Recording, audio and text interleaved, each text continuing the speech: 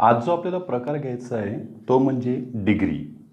आणि आपल्या सर्वांना माहीत असेल की डिग्री म्हटलं की आपल्या डोक्यामध्ये काहीतरी रचना येत असते बघा. ॲजची रचना, त्याच्यानंतर दॅनची रचना, द आर्टिकलची रचना झालं. तर केवळ रचनेवरूनच तुम्ही डिग्री ओळखू नका. तर डिग्री हा जो प्रकार आहे तो खऱ्या अर्थाने ॲडजेक्टिव्ह किंवा ॲडवर्बच्या रूपावर आधारित असतो. बघा, दोन कर्त्यामध्ये एकाच गुणावरून जर तुलना करायची असेल तुम्हाला, तर तुम्हाला विशेषण म्हणजे ॲडजेक्टिव्हची रूपे वापरावी लागतील. किंवा दोनपेक्षा जास्त कर्त्यामध्ये जर एकाच कर्त्याविषयी तुम्हाला बोलायचं असेल तरीही तुम्हाला ॲडजेक्टिव्हचंच रूप वापरावे लागेल, ते म्हणजे तिसरं रूप. त्याचप्रमाणे दोन कर्त्यामध्ये जी काही क्रिया चालू असेल त्या क्रियेविषयी देखील अधिक माहिती देणारा जो शब्द असतो तो ॲडवर्ब असतो, आणि त्या ॲडवर्बचे सुद्धा तुम्हाला इथे रूप वापरता येतील. बघूया त्यामध्ये डिग्रीमध्ये. डिग्री या घटकामध्ये महत्त्वाचे कोण राहणार आहे आम्हाला? ॲडजेक्टिव्ह किंवा ॲडवर्ब्स यांच्या रूपावरच आधारित असतो. बघा, हा प्रकार ॲडजेक्टिव्ह किंवा ॲडवर्बच्या रूपांवर आधारित असतो.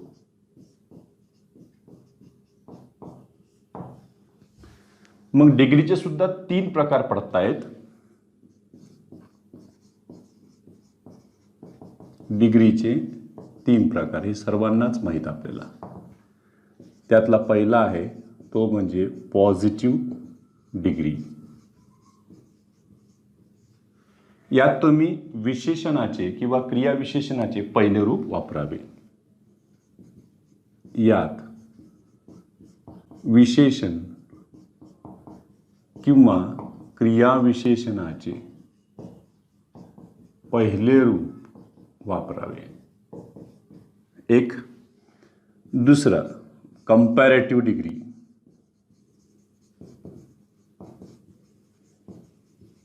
कंपॅरेटिव्ह डिग्रीमध्ये बघा, यात विशेषणाचे किंवा क्रियाविशेषणाचे वर पहिले येतं इथे दुसरे रूप वापरावे. आता ते दुसरे रूप कसे तयार होईल ते देखील आपण पाहू थोड्या वेळानंतर. म्हणजे या ठिकाणी बघा बरं, पॉझिटिव्ह डिग्री आणि कंपॅरेटिव्ह डिग्रीमध्ये तुम्हाला 2 कर्ते पाहिजे. 2 कर्त्यामध्ये तुम्ही एकाच गुणावरून तुलना करता किंवा त्यांच्या कृतीविषयी माहिती देणाऱ्या एकाच ॲडवर्बवरून तुम्ही काय करणार, त्याच्यामध्ये तुलना करताना. झालं. बघा, तिसरे जे आहे ते म्हणजे सुपरलेटिव्ह डिग्री. सुपरलेटिव्ह डिग्रीमध्ये यात विशेषण किंवा क्रियाविशेषणाचे तिसरे रूप वापरावे. हे किती तुलना राहणार आहे बघा, 2 कर्त्यात किंवा एकाच कर्त्याच्या 2 गुणात. हे सगळं आपण अभ्यासणार आहे. आणि सुपरलेटिव्ह डिग्री म्हटलं तर बघा, याच्यात अनेकात एकाची तुलना, एकाच गुणावरून ती तुलना होईल या पद्धतीने. मग आता आपल्याला प्रश्न पडला असेल की पहिले रूप, दुसरे रूप, तिसरे रूप हे कसे ओळखणार आपण? तर बघा, त्यांच्यामध्ये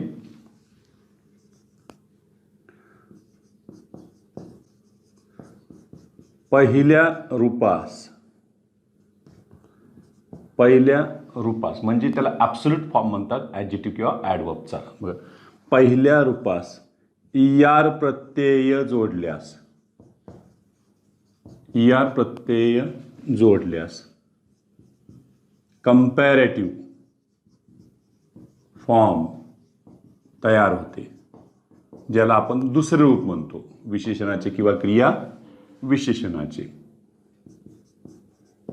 तसेच पहिल्या रूपास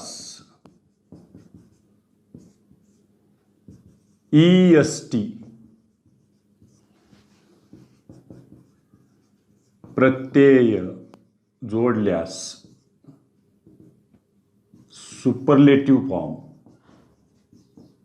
ज्याला तिसरं रूप म्हणतो आपण, सुपरलेटिव्ह फॉर्म तयार होते यामध्ये.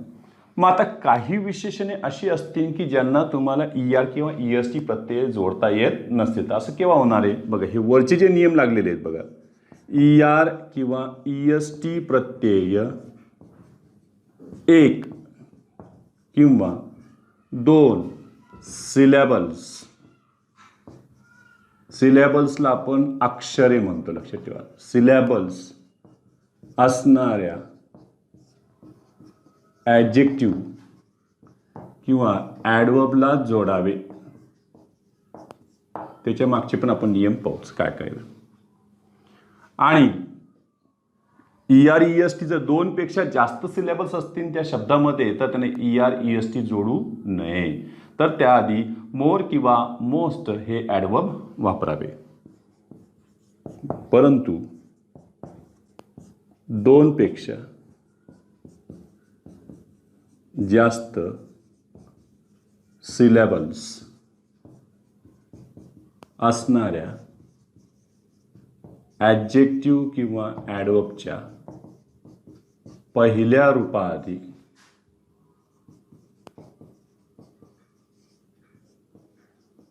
मोर किंवा मोस्ट. मोर हे कंपॅरेटिव्हमध्ये वापरायचं आणि सुपरलेटिव्हमध्ये मोस्ट. मोर किंवा मोस्ट हे ॲडवर्ब वापरावे. आता काहींना प्रश्न पडला असेल, सर सिलॅबल्स काय आहेत ते आम्हाला सांगा. सिलॅबल्स म्हणजे अक्षरे, लक्षात ठेवायचं आहे बघा. सिलॅबल म्हणजेच अक्षर. सिलॅबल अक्षर कसं तयार होईल यांच्याकडे बघा बरं. जसं मराठीमध्ये फक्त स्वर जरी आलं तरी अक्षर होते. सिलॅबल म्हणजे अक्षर मराठीमध्ये नाही का, जसं एक स्वर जरी आला तरी स्वराक्षर म्हणून तो पुढे येतो. किंवा तो व्यंजनामध्ये मिसळला असेल तर त्यापासून व्यंजनाक्षर तयार होते. इतकंच नाही तर दोन व्यंजनं जोडून आली असेल, संयुक्त व्यंजन असेल, त्यातही स्वर मिसळला तरी अक्षर तयार होते. बघा इकडे तसंच आहे का पाहूया. तर सिलॅबल्समध्ये बघा बरं, फक्त वी स्टँड्स फॉर वॉवेल, लक्षात ठेवायचं आहे बघा. फक्त वी जरी आलं म्हणजे वॉवल जरी आलं तरीही अक्षराचं काम करू शकतं. याची एक थोडीशी माहिती देतो मला. आर्टिकल अ हे कशाचं आहे, फक्त वॉवल त्याच्यामध्ये आलेला आहे आणि तो शब्द म्हणून सुद्धा पुढे आलेला आहे. एक झालं.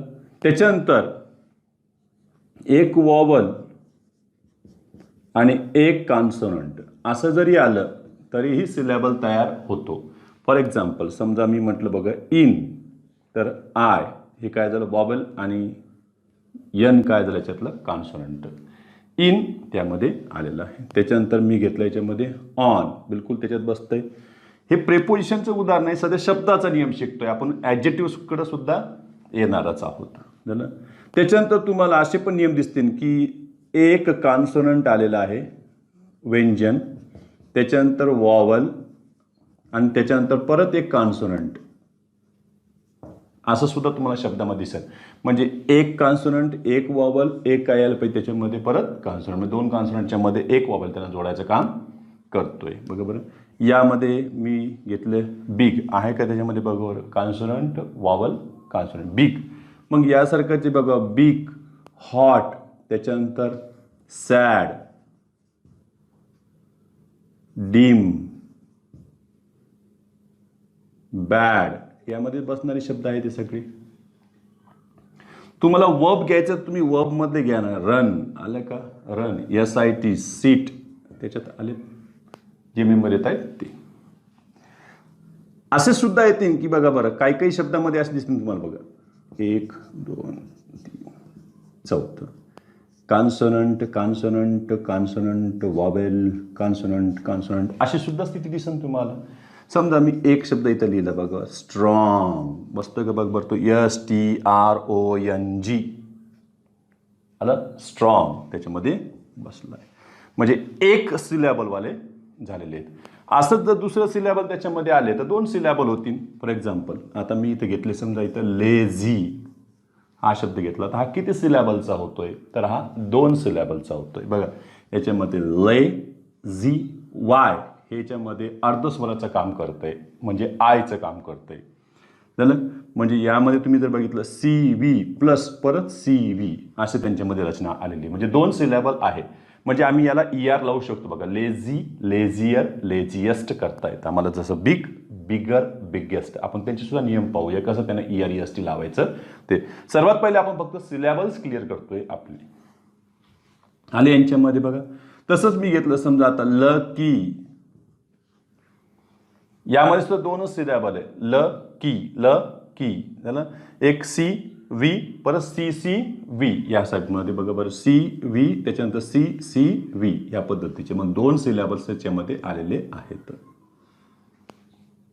क्लेवर हा शब्द जर घेतला तर त्याच्यामध्ये 2च सिलेबल असतात बघा. क्लेवर आपण वाचताना त्याचे किती तुकडे करतो त्याच्या सुद्धा तुम्हाला लक्षात येईल की किती सिलेबल्स आहेत.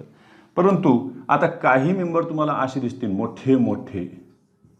आता याला वाचल्या वाचल्याच लक्षात येतं की याच्यामध्ये 2 तर सिलेबल नाहीये बघा. वाचा. इन टे ली जंट कसं वाचलं त्याला बघा. मग तुम्ही वाचतानाच तुकडे केले बघा. इन लगे टे, पुढे लगे ली, पुढे केलं लगे जंट.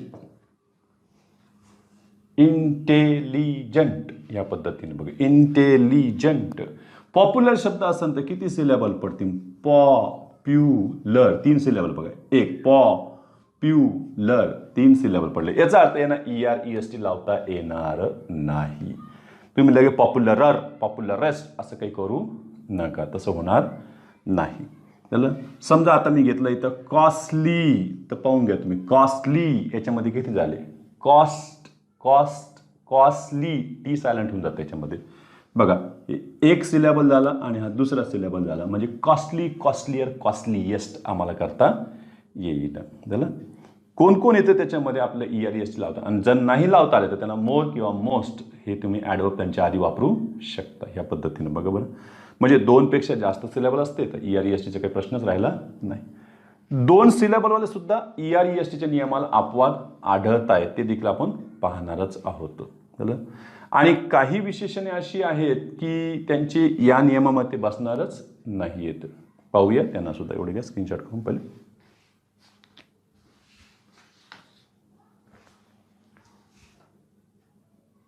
बघा. विशेषणाची रूपे बघू.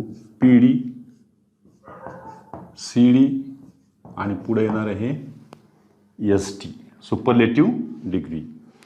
PD CD हे तुम्हाला 2 कर्त्यामध्ये तुलना करण्यासाठी होईल. तर सुपरलेटिव्ह हे 2 पेक्षा जास्त लक्षात ठेवायचं. याच्या अनेकात म्हणजे काय 2 पेक्षा जास्त त्याच्यामध्ये असणे, फक्त त्याच्यामध्ये एकाचा स्पष्ट उल्लेख होईल. पॉझिटिव्ह डिग्री, कंपॅरेटिव्ह, सुपरलेटिव्ह याच्यामध्ये तुम्हाला ॲडजेक्टिव्हचं फर्स्ट फॉर्म म्हणजे इथं विशेषणाचं हे फर्स्ट फॉर्म तुम्हाला वापरायचं आहे.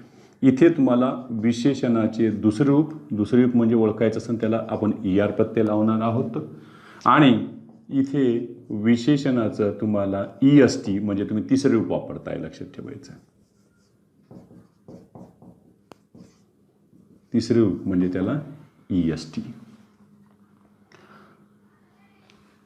क्रियाविशेषणालाही हाच नियम लागू राहणार आहे. क्रियाविशेषण असेल तर पहिलं रूप, क्रियाविशेषणाला तुम्ही ER आणि क्रियाविशेषण तिसरं रूप असेल त्याला EST. हे कुठं फक्त 1 किंवा 2 सिलेबल असणाऱ्या शब्दांसाठीच आम्ही वापरणार आहोत. त्यालाही कोणी अपवाद असलं त्यांना देखील आपण पाहणार आहोतच.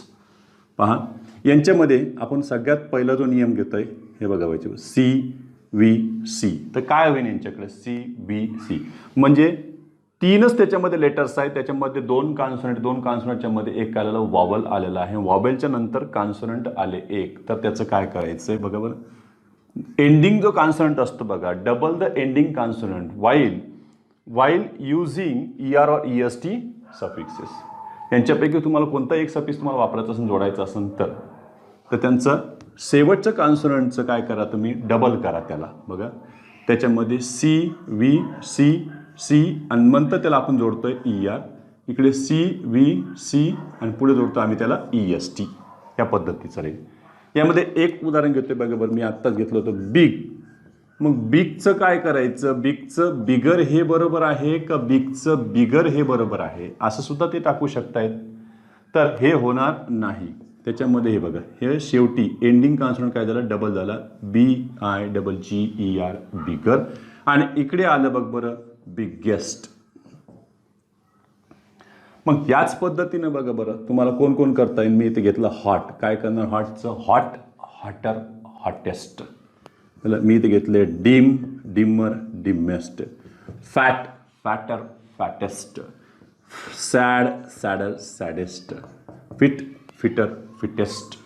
लगे बॅड, बॅडर, बॅडेस्ट करायचं नाही. हे या नियमात बसणार नाही, जरीही ते BAD बॅड असलं तरी. आणि लक्षात ठेवायचं. म्हणजे याचा अर्थ या नियमाला अपवाद बसला. कोण येतो? बॅड. मग बॅडचं तुम्ही बॅडर करायचं नाही, मी किती काही सांगितलं तरी. लगेच पुढं तुम्ही त्याचं लगेच बॅडेस्ट करून मोकळे व्हायचं नाही, हे जमणार नाही. बॅड, बॅडर, बॅडेस्ट होणार नाही. मग कोण आहे? तर याचं बघा बरं वर्स. आणि इकडे वर्स्ट. स्पेलिंग जरा चेक करून घ्यायची बघा. WORSE आणि WORST. यांच्यामध्ये कन्फ्युजन होत असन तेही दूर करून देतो. एक सोपं. वर्स्टला शेवटी ST आलं बघा. काय आलं? ST. आपण एवढं लक्षात ठेवायचं, SD STतून प्रवास करते. कशातून? म्हणजे लक्षात येईल, STतून प्रवास करते. ताणच नको. म्हणजे SD मध्ये ST EST येणंच आहे. मोस्ट आलंय त्याच्यात ST येतच बघा बरं. ते विशेषणाच्या आधी येणारा पाहिजे ते मोस्ट. बघ लक्षात ठेवायचं. म्हणजे दोघात कन्फ्युजन नको. हे कितीमध्ये तुलना चाललेली आहे लक्षात ठेवायचं. ही अनेकात. किती तुलना? ही अनेकात. अनेकात म्हणजे कितीपेक्षा जास्त हे पण लक्षात ठेवायचं. 2 पेक्षा जास्त पाहिजे तरच SDचं तुम्ही रूप वापरायचं, अन्यथा वापरायचं नाही. मग यावर आधारित सुद्धा प्रश्न कसे पडले होते ते म्हणजे कन्फ्युजिंग असतात, आपल्याला कळालं पाहिजे. एक उदाहरण असे आलं ते परीक्षेला. He is worst than I, असं एक वाक्य आलं होतं, विचारलं होतं. करेक्ट आहे का? इनकरेक्ट आहे बघा. वर्स्ट त्याच्यामध्ये WORST. मग काही जण काय करतात माहिती आहे का? चूक आहे एवढं म्हणतात, पण कसं चूक आहे? ते म्हणते दॅन आय नाही, दॅन मी पाहिजे होतं. काय पाहिजे होतं? दॅन मी, म्हणून चूक येते. आले की लक्षात? पण काही जणांनी बरोबर हेरलं होतं बघा बरं, की काय 2 कर्त्यात तुलना चालू जेव्हा असेल त्यावेळेला तुम्हाला थर्ड फॉर्म वापरता येणार नाही. ॲडजेक्टिव्हचं थर्ड फॉर्म चालणार नाही. खरं ते होतं. पण दोघंही म्हटले ते चूक आहे, तर दोघांचं ते बरोबर मानलं. कोणत्या अँगलला गेलं काही माहीत नाही. परंतु परीक्षकानं जर ठरवलंच तुम्हाला बरोबर, तर ते काय करणं माहिती आहे का? A पार्टमध्ये चूक आहे का, B पार्टमध्ये चूक आहे का, C पार्टमध्ये चूक आहे का, D पार्टमध्ये चूक आहे, सांगा. आता कोणत्या पार्टमध्ये चूक आहे? तर त्याच्यात जो पहिला दॅन आयवाला, दॅन मी म्हणत होता ना, तो तर पहिले घरी गेला, तो D गेली, आउट झालं. आणि इथं लक्षात ठेवायचं, ॲक्युरसी तपासण्यासाठी ही एक पद्धती परीक्षकाकडं आहे, ABCD पॅटर्न. निवड सेंटेन्स करेक्ट आहे, इनकरेक्ट आहे. कोणी काही टोला मारून देतं करेक्ट आहे, कोणी म्हणतं इनकरेक्ट आहे. कशामुळे त्याला माहीत नसतं. पण खरीच चूक कुठं आलेली याच्यामध्ये बघा बरं, या वर्स्टमध्ये आलेली आहे. इथं वर्स पाहिजे. काय पाहिजे? ही इज वर्स दॅन आय. झालं. हा इकडे सब्जेक्टिव्ह केसमध्ये, नॉर्मल केसमध्ये तो बरोबर आहे, तो चुकलेला नाही. ते देखील आपण शिकणारच आहोत कशा म्हणून लक्षात ठेवायचं. SD STतून प्रवास करते. गोंधळ व्हायचं काही काम नाही. झाले. यामध्ये आले CVCचा तो नियम चालला, त्याला फक्त बॅड अपवाद आहे, ते आपण बाजूला काढून घेतला आहे. आता काही काही नियम असे प्रति बघा, CVC असं सुद्धा येतील. पण एवढं लक्षात ठेवायचं, वॉवेलच्या नंतर काय आलेलं तर कॉन्सोनंट आलेले आहे. म्हणजे तुम्ही त्याचं परत काय करता, CCVCER आणि इकडे गेल्यावर CCVCEST या पद्धतीने तुम्ही घेता. जसं मी इथे घेतले बघा बरं थिन, तर तुम्ही थिनचं लगेच केलं थिनर. पुढे जाऊन लगेच म्हटलं थिनेस्ट. या पद्धतीनं झाले. Thin, thinner, thinnest. CCVC त्या पॅटर्नमध्ये बसतंय, येऊ दे त्यांना बरोबर. मग याला कोणी अपवाद आहेत का? तर हो, ह्या दोन्ही नियमाला आणखीन कोणतरी अपवाद आहे. ते म्हणजे कोण बघा बरं. CVC असो का CCVC असो, इथे जे एंडिंग कॉन्सोनंट आलेलं लक्षात ठेवायचं, ते एंडिंग कॉन्सोनंट W किंवा Y नको. कोण नको? W किंवा Y नको. ते जर असतील तर ते तिथे कॉन्सोनंटमध्ये आलं त्यांचं प्रोनाऊन्सिएशन त्याच्यामध्ये होणार नाही, त्याच्यामुळे त्यांचं डबल कॉन्सोनंट होणार नाही. म्हणजे इथं CVC करूनच त्यांना ER लावा, CVC करूनच त्यांना काय करा EST जोडा. उदाहरणार्थ मी इथे घेतलं बघा GAY गे, मग गेचं काय होईल, गेचा अर्थ इथं हॅपी असा अर्थ होतो, लक्षात ठेवायचा. दुसरा काय अर्थ लावू नका इथे गेचा, हे नाऊनने हे ॲडजेक्टिव्हचं काम करते. गे, गेयर, गेयस्ट लक्षात ठेवायचं. जेव्हा तुम्ही याचं प्रोनाऊन्सिएशन करता गे गे, तर तुम्ही य वाचत नाही त्याच्यामध्ये, गेय असं म्हणत नाही आहे. कारण लक्षात ठेवायचं वॉवलच्या नंतर येणारा जो कोणी मेंबर आहे, वॉवलच्या नंतर येणारं वाय किंवा डब्ल्यू हे सेमी वॉवल असतं, लक्षात ठेवायचं आहे. ते जर कॉन्सोनंटचं काम करतात त्यांचं प्रोनाऊन्सिएशन होणार नाही. यांना जसंच वॉवेल मिळतं पुढे जाऊन बघा, तर त्यांना बघा गेयर असं वाचतात तुम्ही, गेयर, आणि तर गेयस्ट, गेयस्ट वाचन तुमचं य आलंय बघा पुढे झालं. गे, गेयर, गेयस्ट. मी इथे घेतले बघा बरं स्लो, स्लो, मग लगेच तुम्ही घेतलं स्लोवर, आणि पुढे जाऊन केलं स्लोवेस्ट. यांच्यामध्ये तुम्ही वायची त्याच्यामध्ये विरुक्ती करू नका, डब्ल्यूची विरुक्ती करू नका, त्यांना डबल वापर करू नका ER EST जोडण्याच्या आधी. हा नियम यांच्यामध्ये लक्षात ठेवायचं. मग एक डोक्यामध्ये काही चालू असेल की सर वायचं आय होतं कधी, तो पण नियम आहे बघा बरं. तिसरा नियम आहे यांच्यामध्ये, व्यंजनाच्या नंतर येणारं जे वाय असतं तर लक्षात ठेवा वायचं आय होईल, कारण ते अर्धस्वर म्हणजे स्वराचंच काम करत असते एक प्रकारे. याच्यामध्ये बघा व्यंजनाच्या नंतर येणारे हे वाय हे फार महत्त्वाचं आहे आमच्यासाठी झाले. मग त्यामध्ये बघा मी इथं घेतलं लेझी, आले की इथं बघा बरं झेड, म्हणजे हे काय कॉन्सोनंटच्या नंतर सेमी वॉवल म्हणजे ते वॉवलचंच काम करताना दिसतंय. मग त्याचं तुम्ही आता आय करून लेझी, लेझियर, इथे काय करताय लेझियस्ट, लेझी, लेझियर, लेझियस्ट. मग इथे तुम्ही शब्द घेतला आता कॉस्टली, कॉस्टलियर, कॉस्टलियस्ट. मी इथे घेतला lucky, luckier, luckiest. Funny, funnier, funniest. या पद्धतीने तुम्ही घेऊ शकता झालं या पद्धतीचं. फ्रेंडली, फ्रेंडलियर, फ्रेंडलियस्ट हे देखील तुम्हाला त्याच्यामध्ये घेतं. वायचं काय केलंय तुम्ही आता आय केले, या पद्धतीमध्ये प्रत्येक ठिकाणी हा नियम. आणखी काही शब्द असे दिसतील बघा त्याच्यामध्ये, दोनच सिलेबल असतात पण त्याच्यामध्येही ER त्या स्पेलिंगमध्येच आलेलं असतात, तर परत त्यांना ER आणि EST तुम्हाला जोडावेच लागेल बघा बरं. त्याच्यातही काही शब्द आले बघा. क्लेवरचं तुम्ही लगेच केलं त्याचं क्लेवरर बघा, क्लेवर, क्लेवर, क्लेवर, त्याचं क्लेवर, क्लेवरर, आणि त्याचं करतं लगे क्लेवरेस्ट झालं.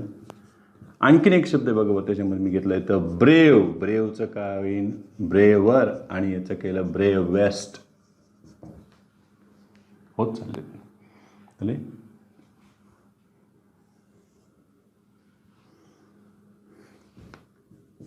काही शब्द तुम्हाला आता थोडेसे वेगळेच दिसतील त्याच्यामध्ये बघा की ह्या नियमावरती बसणार नाही. तर फॉर एक्झाम्पल बघा मी इथं घेतले गुड, हे ॲडजेक्टिव्ह आहे आणि वल हे त्या गुडचं ॲडवर्ब आहे. दोघांचंही मात्र तिकडं रूप काय असणार सारखंच असणार आहे. ही पॉझिटिव्ह साईड आहे. आता याची कंपॅरेटिव्ह आणि पुढे याची सुपरलेटिव्ह बघा बरं. तर ह्या दोघांचंही लक्षात ठेवायचं इथं बेटरच होईल.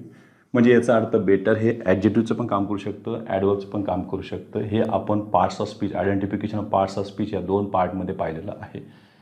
जर आपल्याला लगेच लक्षात नाही की लगेच आपण ते 2 पार्ट आपले लगेच बघायला हरकत नाही. पहिले 2 लेक्चर्स त्याच्यामधले बघा बेटर, आणि त्याचं पुढे आलं बघा बरं बेस्ट.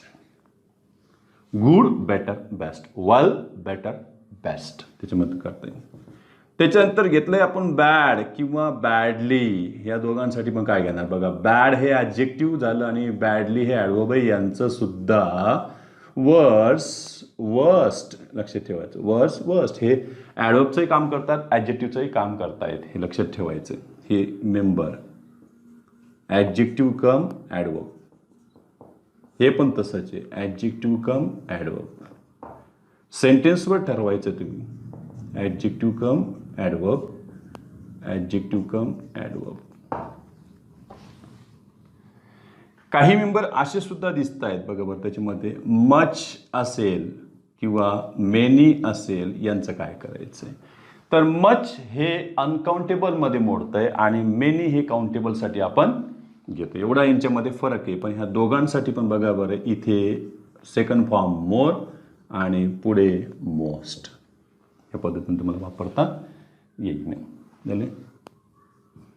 फार हा एक घ्या तुम्ही. तर फारचं लगे फारर करू नका, त्याच्यामध्ये फारदर आणि फारदेस्ट हे असं त्याच्यामध्ये झालेले आहे. तर फार, फारदर, फारदेस्ट. काही असे पण आहे की ते 2 सिलेबलचे असून सुद्धा त्यांना ER-EST प्रत्यय जोडलं गेलेलं नाही. असे कोण आहेत त्याला अपवाद असणारे बघा.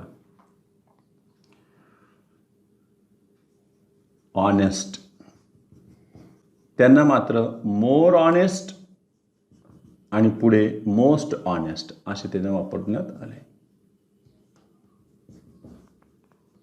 मोर honest, most honest. Famous, more famous, most famous हे सुद्धा शब्द आले पाहिजे. More famous, most famous.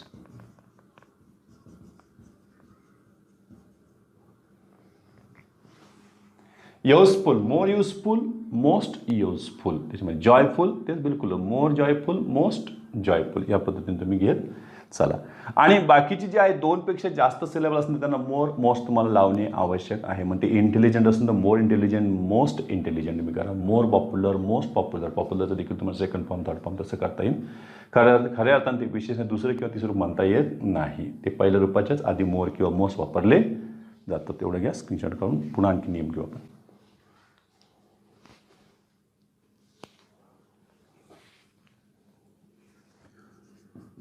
एकेकाला मेंबरला आता परत डिटेलमध्ये घेऊया कुठं कुठं काय काय नियम येतील. बघा, पॉझिटिव्ह डिग्री सगळ्यात पहिले.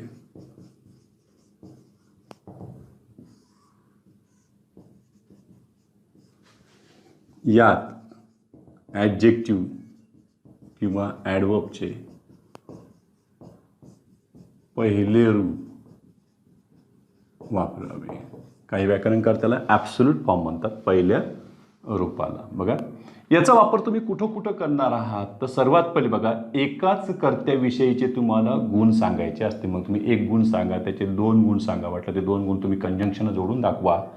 त्या पद्धतीमध्ये बघा,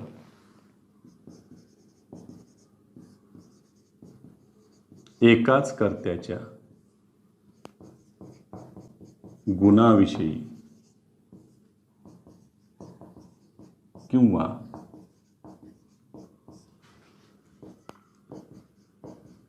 त्याने केलेल्या कृतीविषयी माहिती देताना ॲडजेक्टिव्ह किंवा ॲडवर्बचे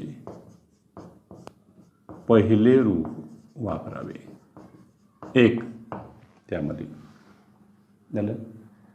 आणि दुसरं आहे बघा की 2 कर्ते असतील तर 2 कर्त्यामध्ये एकाच गुणावरून जर तुलना चालू असेल तर त्यावेळेला सुद्धा तुम्हाला रचना घ्यावी लागेल. बघा बरं काय काय येतं. एक यांचे उदाहरण पण पाहू लगेच आपण. 2 कर्त्यात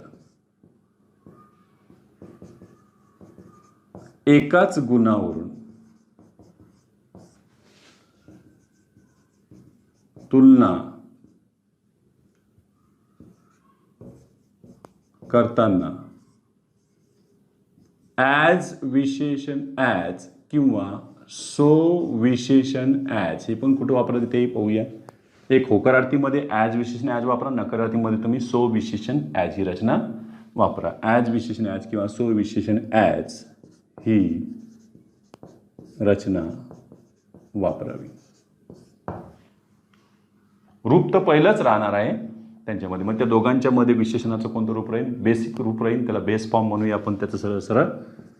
तिसरी एक रचना यांच्यामध्ये अशी पण येईल की 2 कर्त्याचं असलं तसं एका कर्त्याच्या 2 गुणा सुद्धा तुलना करता येईल. बघा, एकाच कर्त्याच्या 2 गुणात तुलना करताना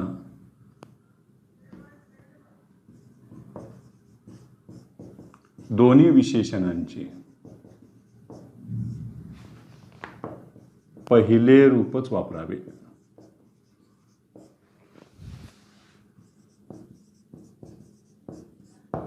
सगळे पॅटर्न तयार करून ठेवतो आपण, कुठं कुठं काय काय उदाहरणं येऊ शकतील. आणि चौथं, आता ॲडजेक्टिव्हने आता आम्हाला ॲडवर्ब विषयी बोलायचं असेल तर काय करणार बघा बरं.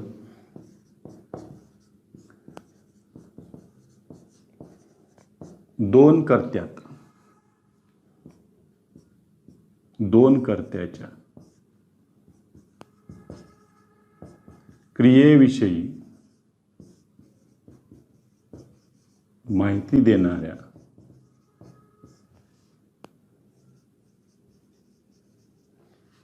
ॲडवर्बच्या रूपाविषयीचा नियम. यातही तुम्ही काय करा, पहिले रूपच वापरा.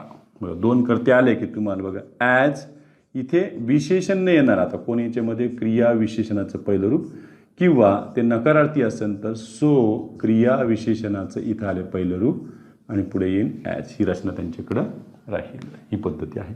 जर तुम्हाला एकच क्रिया विशेषण घ्यायचं तरी तुम्हाला ह्या पहिल्या नियमानं तुम्हाला घेता येईल. फक्त विशेषण काढून तिथे काय करता येईल, क्रिया विशेषण टाकता येईल. पाहूया त्याच्यामध्ये एक एक एक नियम. याचे काय म्हणणं आहे पहिल्या नियमाचं बघा बरं. हे उदाहरण घेतोय आपण एक्झाम्पल.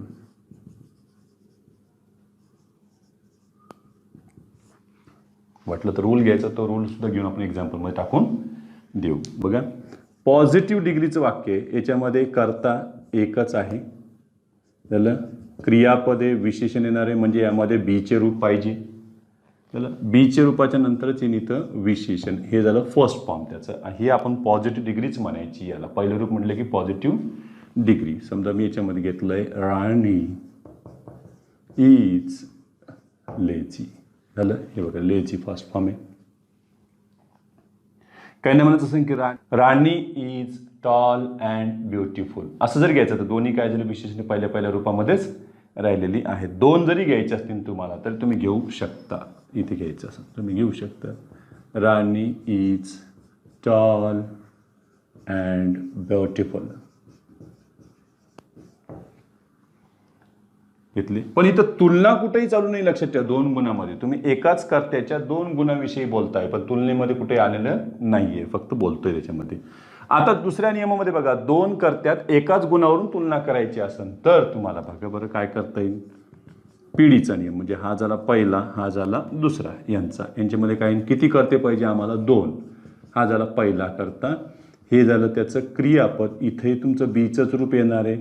झालं. होकारार्थीमध्ये घ्यायचं असेल तर विशेषणाचं पहिलं रूप ॲज विशेषण ॲज लिहिलंय मी तिथं. आणि इकडे येईन कर्ता क्रमांक 2. झालं. याचं सुद्धा क्रियापद तुम्हाला घ्यावे लागेन. त्याने दिलं नसलं तरी आपल्याला नंतर घ्यावंच लागतं. झालं. आता या नियमामध्ये बघा बरं, यांचं एक्झाम्पल मी टाकले.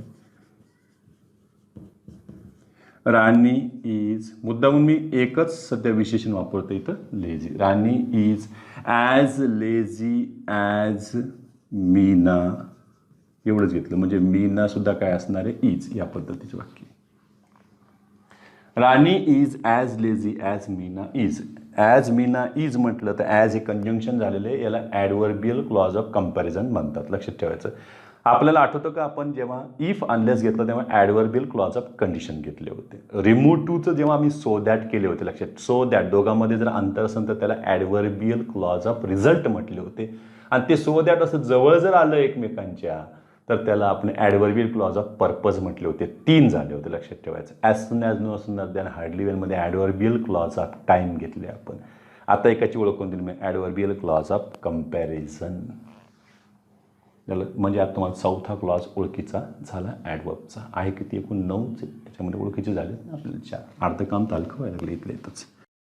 यालाच नकारार्थी करायचं असतं मी काय केलं असतं, Rani is not so lazy as Meena is. ह्या पद्धतीने मी नकारार्थी देखील त्याला करू शकतो. नकारार्थी घ्यायचं तुम्ही नॉट सो ॲजची रचना तुम्ही वापरा. एक इथे तुम्हाला 2 गुण घेता आले असते बघा बरं. काय, Rani is as tall and beautiful as Meena is. इथे 2 गुण घेऊन तुम्ही टाकू शकता, त्यामध्ये करता येईल. एक तिसरा जो घेतला याच्यामध्ये बघा बरं, काय, एकाच कर्त्याच्या 2 गुणात तुम्हाला तुलना करायची आहे. आता मी पिढीमध्ये बघा बरं काय करतोय, कर्ता एकच आहे. आता त्याला 2 म्हणायची काही गरज नाही. इथंही क्रियापद परत बीचंच रूप आहे, बदललेलं नाही. यांच्यामध्ये आता मी नॉट सोची रचना वापरली. इथे मी घेईन बघा विशेषण क्रमांक 1 ॲज, इथे घेईन मी विशेषण क्रमांक 2. याचा अर्थ असा नाही की विशेषणाचं पहिलं रूप आणि विशेषणाचं दुसरं रूप असं त्याला म्हणायचं नाही. 2 गुणात तुलना चालू आहे म्हणजे इथं झाले बघा गुण क्रमांक 1 आणि गुण क्रमांक 2. किती गुणात चालू आहे तुलना ही? 2 गुणात तुलना. लक्ष ठेवायचं म्हणजे मी साईडला लिहून ठेवत जर एखाद्याला कन्फ्युजन झालं तर. 2 गुणात तुलना करताना म्हणजे या ठिकाणी मी आपल्या राणीचं घेतलं वाक्य. राणी काही सोडत नाही सर. बरं, Rani is not so intelligent as lazy. 2 गुण आहे. 2 गुणामध्ये कोणता गुण थोडा कणभर कमी आहे आणि कोणता गुण जास्त आहे आपल्याला लगेच लक्षात येईल. मग Rani is not so intelligent as lazy. मग तिच्या अंगात 2 गुण आहेत. कोणते? Intelligence and laziness. पण कोणता गुण जास्त आहे त्याच्यामध्ये? लेझीनेस जास्त 100%, इंटेलिजन्स थोडा कमी आहे. या पद्धतीनं बघा हे झालं तिसरं. चौथं तुम्हाला 2 कर्त्याच्या क्रियेविषयी माहिती द्यायची. तर देऊन टाकू आपण चौथं. पिढीमध्ये इथेही कर्ता क्रमांक 1, इथं सहाय्यकारी क्रियापद, मुख्य क्रियापद हे एकत्र आले तर पाहून घ्या. कारण आता मुख्य क्रियापद लागणारे. कर्म असेल तर कर्मही, ते नसेल तर मग आता इथे आले बघा बरं क्रिया विशेषणाचं रूप घ्यायचं. मग आपल्याला ॲज ॲजची रचना परत वापरू लागेल. ॲज क्रिया विशेषण ॲज आणि पुढे आलेला हा कर्ता क्रमांक 2 आणि त्याच्या पुढे तुम्हाला सहाय्यकारी क्रियापद घेणे आवश्यक आहे.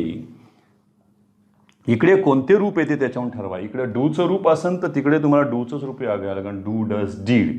किंवा इकडं मॉडेल वापरलं तिकडे तुम्हाला मॉडेलच वापरावं लागेल. लक्षात याच्यामध्ये ॲमिजार येणार नाही. तर ॲमिजार वाजव्याचा वापर इथं होणार नाही. इथं क्रिया विशेषणाचं आगमन झालेलं आहे. लक्षात ठेवायचं. चल मग यामध्ये घेतले बघा मी परत राणी घेतली सरांनी. बस राणी इज, सॉरी याच्यामध्ये इज नाही घेता ना. Rani plays chess as well as you. मी दुसरा करता येईल यू. आता याला मला सहाय्यक क्रियापद घ्यावं लागेल डू. कारण राणी इथं प्लेला यस लागलं हे थर्ड पर्सन सिंग्युलर आहे म्हणून इथं डज आहे. लक्षात ठेवायचं. ते यू सोबत तुम्हाला डज घेता येणार नाही. ते घ्यावं लागेल डू. परीक्षेमध्ये काय करतात मुद्दाम करून इथली जागा रिकामी टाकतात आणि चांगले चांगले विद्यार्थी याच्यामध्ये फसतात.